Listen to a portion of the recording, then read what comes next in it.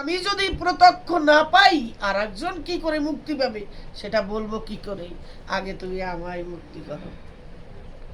কত বড় পরম বৈষ্ণব, বলছে আমায় মুক্তি করো। ভগবান তখন বললেন, শুধু নামে কোনো কাজ হবে না, তুমি আমার সাথে রমণ করো। ও প্রভু, কি করে তোমার সাথে রমণ করবো? বলছে কেন? তুমি আমার সাথে অঙ্গাঙ্গি ভাবে জড়িয়ে যাও, প্রেমালিঙ্গন করো, আমাকে আমাকে নমস্কার করো, আমার চরণ ধুলি তোমার মাথায় তোলো। যদি দুজন যখন একত্রিত হয়ে যাব, দুই বস্তু যখন এক হয়ে যায়, এই রাম নামের ফল হচ্ছে রমণ। দুই বস্তু একত্রিত হয়, তাহাকে রমণ বলা হয়। তুমি আমার সাথে রমণ করো। শিব তখন বললেন, প্রভু হ্যাঁ, ধন্যাতে ধন্য। আজকে যদি আমি জিজ্ঞেস করতে না পারতাম, আজকে যদি তোমার পার একটু অভিমান না করতাম, তাহলে কি তুমি আমাকে এতটুকু কৃপা করতে প্রভু? আমি তো জানি যে রাম নামের ফল অনেক, কিন্তু আমি তোমার কৃপা পাবো বলে এতটুকু ছলনা করেছি। তাহলে যে যাই হোক না কেন, এইভাবে তখন বললেন, ভগবান বলে দিলেন, শোনো, যে যার রাম নামে যতটুকু মুক্তি অতটুকু মুক্তি এই পাবে। তোমার যে একান্তীয় ভক্ত, তাকে শুধু এই সীমিত রাম নামেই রাখবে না, তাকে আমার যে পরমানন্দ লাদিনী শক্তি, সেই শক্তির কিঞ্চিত প্রেম তাকে দান করে দিও। আজকে বৈষ্ণব আসছেন, কত ভক্তরা তাকে কত সুন্দর করে আয়োজন করে সেবা দিচ্ছেন। একটু একটু বিড়াল তো একটু একটু তাকায় দেখছি সেবা করছি কিনা, সেবা হয়েছে কিনা। মানে এখন অধীর হয়ে গেলেন, আকুলি বিকুলি করছে যে বৈষ্ণবের সেবা হয়েছে কিনা, আমি কখন একটু কিঞ্চিত প্রসাদ পাবো। এই প্রসাদ পাবার জন্য প্রসাদ দর্শন, সাক্ষাৎ গোবিন্দ দর্শন বলছেন প্রসাদ। আমরা যদি মনে করি আরে উনি সেবা করে গেছে, একটু নিয়ে নিলাম, মায়ের তো জানি না, তো জানি না বলে, আমরা জানি না বলে আমাদের অবজ্ঞা, কিন্তু জানলে পরে তার প্রতি গভীর ভাবে আমাদের ভক্তি শ্রদ্ধা আসবে। রাধে রাধে। এখন কি করলেন, লক্ষ্য করলেন বৈষ্ণব, বৈষ্ণব তো পরম বৈষ্ণব, লক্ষ্য করলেন যে দরজায় বিড়ালটা একবার উকি দেয় আবার সরে যায়, উকি দেয় আবার সরে যায়। তো উনি তো বৈষ্ণব, উনি তো জানেন যে ভগবান যে কোনো রূপে আসতে পারে। ওনার ভাবনা, বৈষ্ণবের ভাবনা কত সুন্দর, দেখো, যে কোনো রূপে আসতে পারে। এই জন্যে ভাবলেন যে সেবা তো করি প্রভু, এই সনাতনী জগতের যত ভক্ত আছে সমস্ত ভক্তকে আহ্বান করে আমি প্রসাদ নিবেদন করলাম।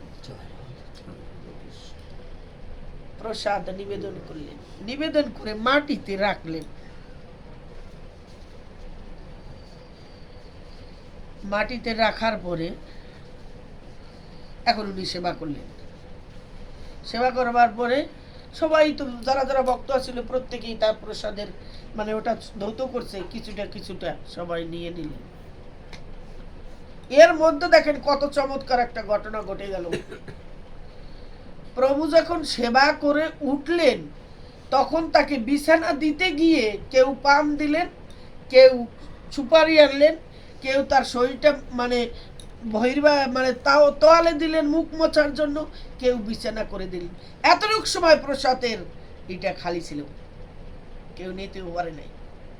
ওই মুহূর্তে দ্রুত বেগে গিয়ে কিঞ্চিত প্রসাদ ওখান থেকে নিয়ে দিয়ে দৌড়, সেই দৌড় দিচ্ছেন, ঝরঝর হয়ে জল পড়ছে। জল পড়তে গিয়ে দৌড়তে গিয়ে এক বাড়ির উপর দিয়ে যাওয়াতে এক মাতাজি সেবা করবে তার আয়োজন করে রেখেছে, মানে সেবায় সবে মাত্র বসবে, সেই থালার উপর দিয়ে উনি যাতে তার মুখের কিঞ্চিত প্রসাদ তার থালে পড়ে গেল।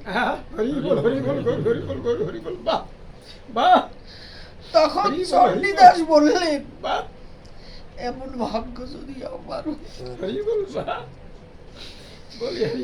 বৈষ্ণবের কিঞ্চিত প্রসাদ যদি আমার ভাগ্যে থাকে, আমার ছোট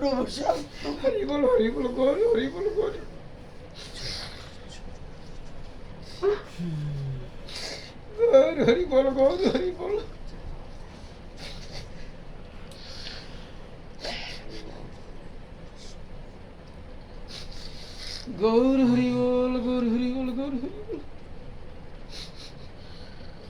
ওই মাতাজি উনি তো চলে গেলেন।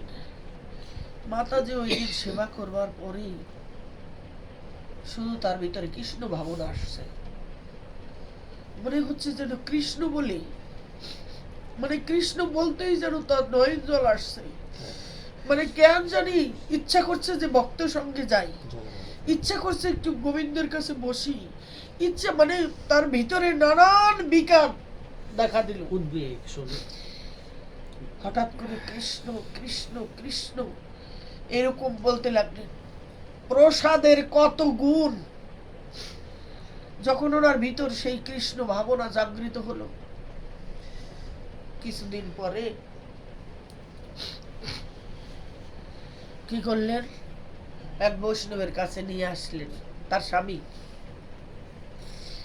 যে দেখেন আনমনা থাকে, সবসময় আনমনা থাকে, আর বারবার কৃষ্ণ কৃষ্ণ কৃষ্ণ পাগলের মতো বিড়বিড় করে।